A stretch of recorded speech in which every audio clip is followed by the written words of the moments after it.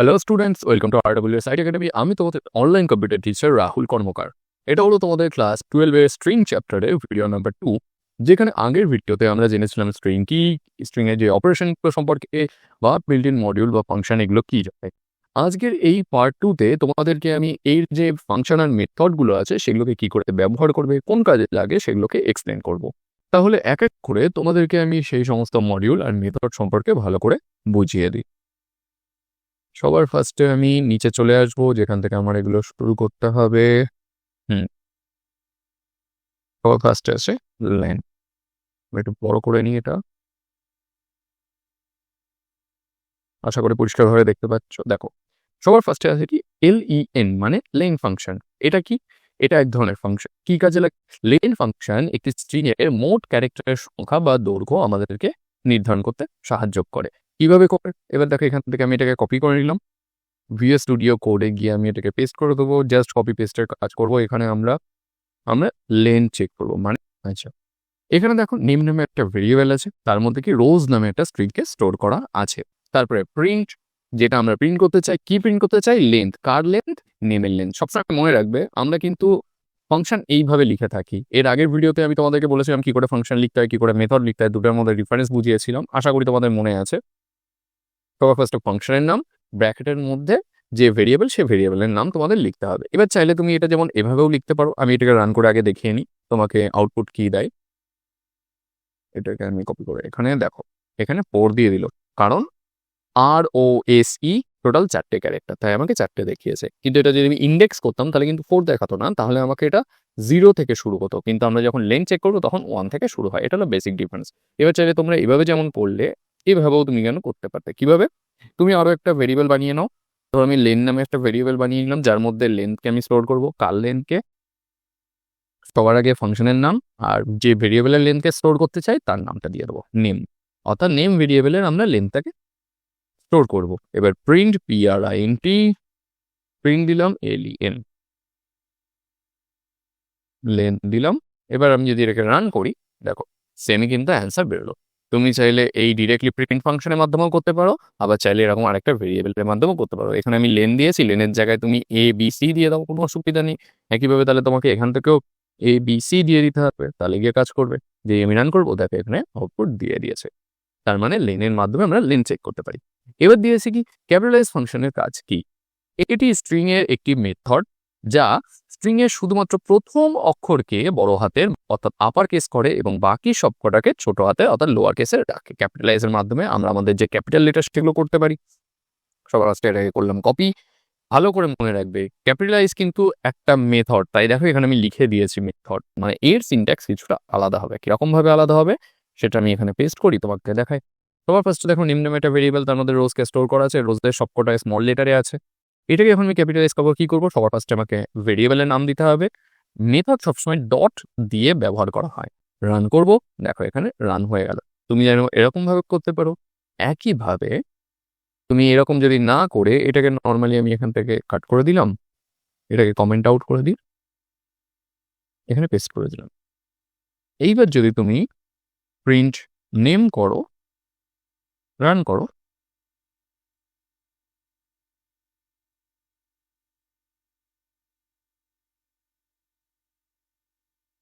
C নামে একটা variable বানিয়ে নাও, আর সিকে আমি প্রিন্ট করালাম। যদি আমি রান করি, দেখো হয়ে গেল। তুমি চাইলে ডিরেক্টলি প্রিন্টও করাতে পারো, বা তুমি চাইলে কোনো একটা ভেরিয়েবলের মাধ্যমে ওটাকে কল করাতে পারো। এবার এই দুটো সিনট্যাক্স তোমাকে বুঝিয়ে দিয়েছি। এরপরের থেকে আমি তোমাকে আর এইভাবে করাবো না, ডিরেক্টলি আমি প্রিন্টের মাধ্যমে এগুলোকে করাবো। এরপর আসে টাইটেল ফাংশন। এটি স্ট্রিং এর একটা মেথড, যা স্ট্রিং এর প্রতিটি শব্দের প্রথম অক্ষরকে বড় হাতের করে দেয়। এবার তাহলে এই ক্যাপিটালাইজ আর টাইটেলের মধ্যে ডিফারেন্সটা কি? এই ডিফারেন্সটা খুব ভালো করে বুঝতে পারবে যদি ধরো আমি এখানে রোজের পরে রোজ ইজ রেড এরকম ভাবে লিখে এখনো ক্যাপিটালাইজ আছে, আমি রান করি, কি দেখাচ্ছে? এরকম আউটপুট দিচ্ছে। এইবার আমি এটাকে ক্লিয়ার করে নিই।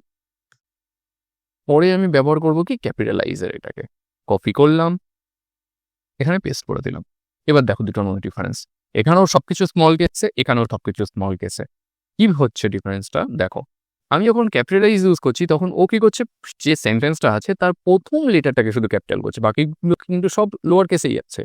কিন্তু যখন আমি টাইটেলটা ব্যবহার করেছি, এই যে এখানে টাইটেল মেথডটা ব্যবহার করেছি, তখন দেখো এখানে কিন্তু প্রতিটা ওয়ার্ডের ফার্স্ট লেটারগুলোকে দেখো এখানে ক্যাপিটাল করে দিয়েছে। এটাই হলো টাইটেল আর যে ক্যাপিটালাইজ, দুটোর মধ্যে ডিফারেন্স। এরপর আসে লোয়ার ফাংশন। লোয়ার ফাংশন কি? এটি এক প্রকারের মেথড। কার মেথড? এই অবশ্যই স্ট্রিং ফাংশনের একটা মেথড।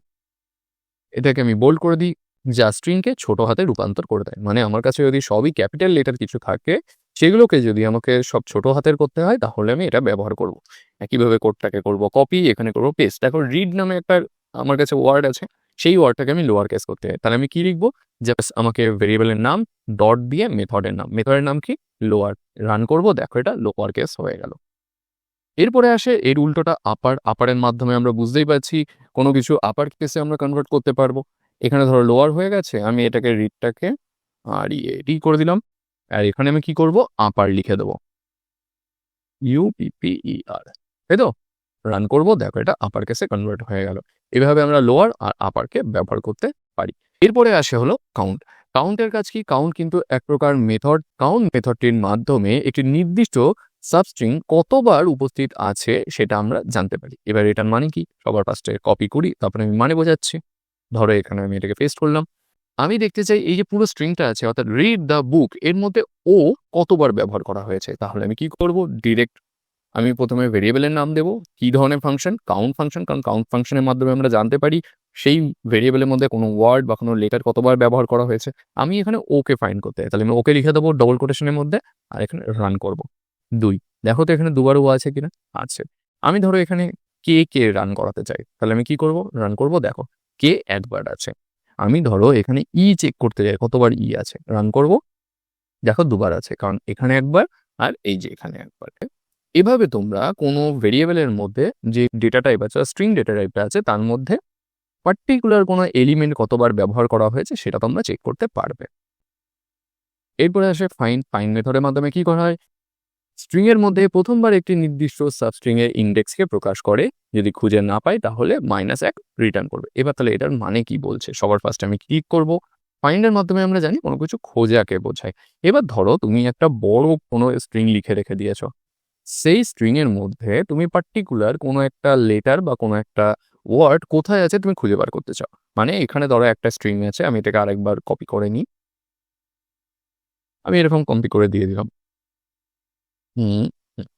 আমি দেখতে চাই যে রিড কোথায় লেখা রয়েছে সেটা, কিন্তু এর একটা ক্যাচ আছে। ক্যাচটা কি? আমি যখন আমি যখন এখানে পড়লাম, দেখো এখানে কি বলছে? প্রথম যেটা আছে সেটাকে আমাকে খুঁজে বার করবে, পরেরগুলো কিন্তু আর খুঁজে বার করবে না। ওর কাজ শুধুমাত্র প্রথমেরটা খুঁজে বার করে দেওয়া। ওর কাজ শুধুমাত্র প্রথমেরটা খুঁজে বার করে দেওয়া। আমি কি খুঁজতে চাই? ধরো দা লেখাটা কোথায় আছে, দা লিখে দিলাম। এবার রান করব, দেখো বলছে কি 5 নম্বর ইন্ডেক্স। এবার দেখি গুনে, এটা 0, 1, 2, 3, 4, 5, মানে এই দা লেখাটা আমার এই 5 নম্বর ইন্ডেক্স থেকে শুরু। কিন্তু এখানেও একবার দা আছে, এখানেও আছে। আমার এখানে কাজ হলো সবার ফার্স্টে যেটা পেয়ে যাওয়া সেটা। যদি পেয়ে যাই, ও আর পরে কিছু খুঁজবে না। আমি এখানে পুরো ওয়ার্ডটাকে না করে আমি যদি শুধু লিখতাম, তাহলেও কিন্তু রান করতো। দেখো এখানে 5 নম্বরে 0, 1, 2, 3, 4, 5, 1 নম্বর এই টিটা রয়েছে কোথায়? 5 নম্বর ইন্ডেক্সে। আমাকে খুঁজে দেখে এলো। এবার আমার কাজ কি? শুধু এরকমভাবে নাম্বারিং করে করে পড়ে দেখে নেওয়া। আরেকটা কি বলেছিল? যদি পার্টিকুলার কোনো জিনিসকে না পাওয়া যায়, ও -1 আউটপুট দেবে। আমি এখানে ধরো এমন একটা লেটারকে নিয়ে নিলাম যেটা নেই। দেখো এক্স কিন্তু এখানে কোথাও নেই। আমি যে এটা রান করব, দেখো -1 দিয়ে দিল। খুঁজে পেলে আমাকে ইন্ডেক্স দেবে, না পেলে -1 রিটার্ন করবে। কে? এই ফাইন্ড নামে যে মেথডটা আছে সেটা।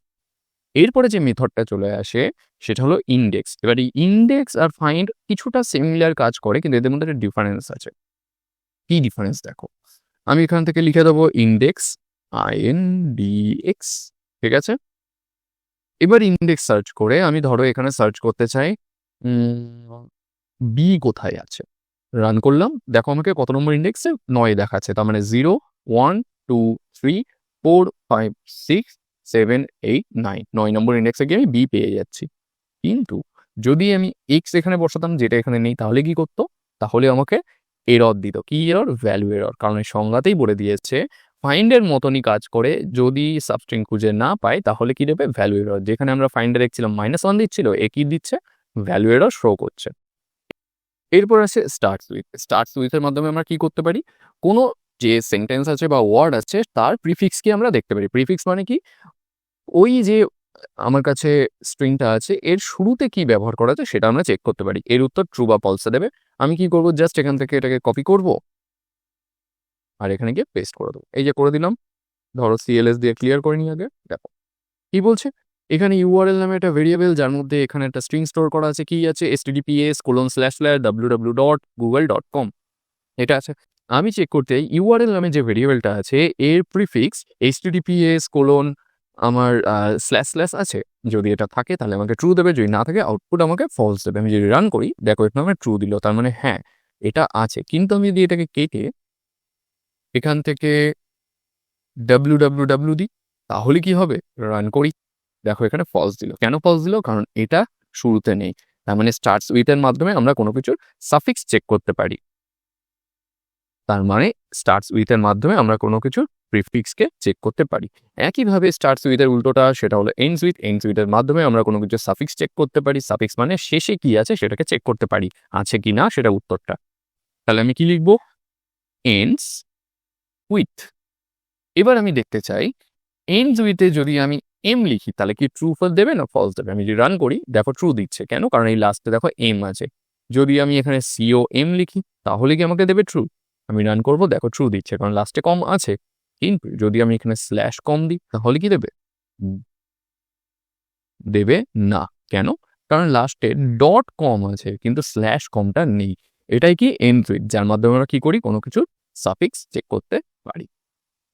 এরপরে যেটা আছে সেটা হলো is_al_num। is_al_num মানে কি, এখানে দুটো জিনিস আছে। এল মানে হলো অ্যালফাবেট আর নাম মানে নাম্বার। মানে এই পার্টিকুলার যে মেথডটা আছে এর মাধ্যমে আমরা কোনো স্ট্রিং এর মধ্যে অক্ষর অর্থাৎ অ্যালফাবেট আর সংখ্যা আছে কিনা সেটা চেক করতে পারবো।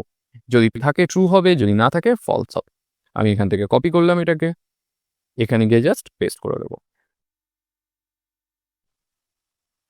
ঠিক আছে, হয়ে গেল। এটাকে ক্লিয়ার করে নিই, এবার তোমাদেরকে বোঝাই। মেথডের নাম এখানে লেখা আছে as_al_num। as_al_num এর মাধ্যমে আমরা জানি যে তার মধ্যে কোনো অ্যালফাবেট আর নাম্বার যদি থাকে তাহলে আমাকে ট্রু প্রকাশ করবে। নর্মালি এখানে আমরা যে ভেরিয়েবলটাকে কল করেছি, ভেতরে স্পেসিফিক আমার কিছু লেখার দরকার নেই এই ক্ষেত্রে। রান করবো, দেখো এখানে আমার ট্রু দেখাচ্ছে। কেন, কারণ এখানে আমার কাছে অ্যালফাবেটও আছে, নাম্বারও আছে। কিন্তু যদি আমি এখান থেকে এই 12কে সরিয়ে দিলাম তাহলে কি এটা ট্রু দেখাবে, দেখাবে। কেন, কারণ এর মধ্যে অলরেডি অ্যালফাবেট আছে, আমার যে কোনো একটা থাকলেই হবে। আমি যদি এখানে ক্লাসটাকে সরিয়ে দিই তাহলে কি দেখাবে, তাহলেও ট্রু দেখাবে, কারণ আমার কাছে একটা অ্যালফাবেট আছে। কিন্তু যদি এখানে আমি এসব কিছু না দিয়ে কোনো স্পেশাল ক্যারেক্টার দিই তাহলে কি দেখাবে, তাহলে আমাকে ফলস দেখাবে। কারণ এর কাজ শুধুমাত্র অ্যালফাবেট আর নাম্বারকে চেক করা, এছাড়া অন্য কিছুকে না। এরপর আছে is_alpha। is_alphaর মাধ্যমে শুধুমাত্র অ্যালফাবেট আছে কিনা সেটা চেক করে, এ কোনো নাম্বারকে চেক করে না। উত্তর কি, ট্রু আর ফলসে দেয়, অর্থাৎ বুলিয়ান আমরা অ্যান্সার পাবো। এখান থেকে আমি পেস্ট করে দিলাম আর এটাকে CLS করে ক্লিয়ার করে দিই। এখানে দেখো শুধুমাত্র একটা অ্যালফাবেটই আছে, এখানে কিন্তু কোনো নাম্বার নেই। আমি যেটা রান করবো, দেখো আমাকে ট্রু দিল। কিন্তু যেই মুহূর্তে আমি এখানে কোনো একটা নাম্বার দিয়ে দিলাম তখনই আমাকে ফলস দিয়ে দেবে। তার মানে is_alpha এর মাধ্যমে আমরা কোনো অ্যালফাবেট আছে কিনা সেটা চেক করতে পারবো। এরপরে আছে is_digit। is_digit-এর মাধ্যমে নামেই বুঝতে পারছো এর কাজ শুধু ডিজিটকে চেক করা। ডিজিট থাকলে ট্রু দেবে, না থাকলে ফলস দেবে। আমি এর উদাহরণটাকে এখান থেকে করি কপি, এখানে গিয়ে করে দিই পেস্ট। এখানে একটু সিনট্যাক্স এরর আছে, সেগুলোকে ফিক্স করে দিই। বি নামে ভেরিয়েবল 12কে স্টোর করা আছে, আমি রান করি,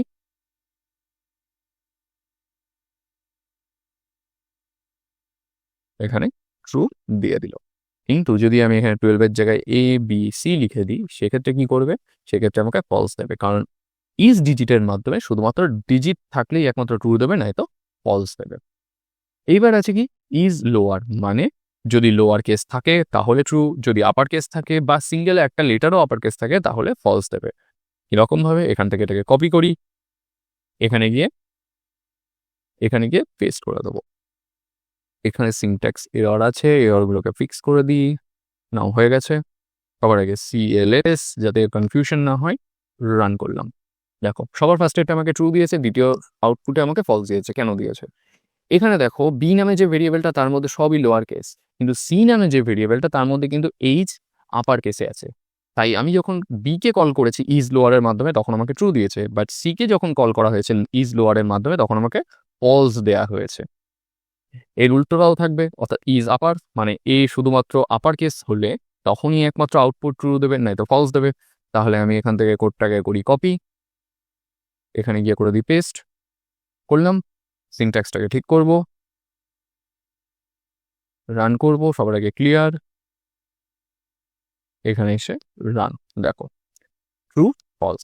প্রথমের বি নামে যে ভেরিয়েবলটা তার মধ্যে ওয়েলকাম সব ক্যাপিটাল লেটার আছে, বি কে কল করাতে আমাকে ট্রু দিয়েছে, কিন্তু সি নামে যে ভেরিয়েবলটা আছে তার মধ্যে ডাব্লু ক্যাপিটাল বাকি সব স্মল, তাই সি কে যখন আমরা কল করেছি তখন আমরা কি পেয়েছি ফলস। এভাবে তোমরা ইজ আপারের মাধ্যমে আপার কেস আছে কিনা চেক করতে পারবে। এরপরে আছে হলো ই স্পেস, মানে এই শুধুমাত্র স্পেস যদি কোথাও থাকে সেখানে আমাকে ট্রু দেবে, বাকি সব জায়গায় আমাকে ফলস দেবে। কি স্পেস, এরকম যদি কোনো হোয়াইট স্পেস থাকে, ট্যাব থাকে, নিউ লাইন থাকে, এই সব ক্ষেত্রে আমাকে কি ট্রু দেবে। করলাম কপি, এখানে গিয়ে করলাম পেস্ট, সিনট্যাক্সগুলোকে ঠিক করব, ঠিক আছে। বি নামে একটা ভেরিয়েবল যার মধ্যে একটা হোয়াইট স্পেস আছে, দেখতে পাচ্ছ এখানে একটা হোয়াইট স্পেস, আমি এদিকে জুম করি দেখা যাচ্ছে এটা একটা হোয়াইট স্পেস। আর আমরা প্রিন্ট কি করেছি, বি কে প্রিন্ট করেছি ই স্পেসের মাধ্যমে। আর তারপরে সি নামে একটা আছে যার আগে একটা স্পেস পরে একটা স্পেস আর মাঝখানে হ্যালো লেখা। আর প্রিন্ট কাকে করব, সি কে আমরা প্রিন্ট করাতে চাই। রাউন্ড করলাম, দেখো এখানে প্রথমে এটা ট্রু দিল, পরেটায় ফলস দিল। কেন ফলস দিল, কারণ এখানে শুধুমাত্র কিন্তু হোয়াইট স্পেস নেই, মাঝখানে একটা অ্যালফাবেটও আছে, অ্যালফাবেট থাকলেই আমাকে ফলস দিয়ে দেবে। আসলে এল স্ট্রিপের মাধ্যমে লেফট সাইডে যে হোয়াইট স্পেসগুলো থাকবে সেগুলোকে বাদ দিয়ে দেওয়া হয়। এটাকে করব এখান থেকে কপি, এখানে গিয়ে করব পেস্ট, এখানে এটাকে করব ক্লিয়ার। দেখো এখানে লেফট সাইডে প্রচুর হোয়াইট স্পেস আছে, এখানে রাইট সাইডেও আছে। কিন্তু আমি কি বলেছি, প্রিন্ট করো কি, সি কে প্রিন্ট করো। কিভাবে প্রিন্ট করবে, এল স্ট্রিপ করে, মানে লেফট সাইডে যে স্পেসগুলো থাকবে সেগুলোকে সরিয়ে দিয়ে। যেই আমি রান করব, দেখো এখানে আমি এটাকে করলাম রান, দেখো লেফট সাইডে যে স্পেসগুলো সেগুলো সরে গেছে। কিন্তু তুমি এইভাবে বুঝতে পারবে না। আমি যখন একটা প্লাস দিয়ে এখানে একটা চিহ্ন দিয়ে দিলাম, বিস্ময়বোধক চিহ্ন, অবশ্যই সেটাকে আমাকে কোটেশনের মধ্যে দিতে হবে, যদি না দিই তাহলে কাজ করবে না।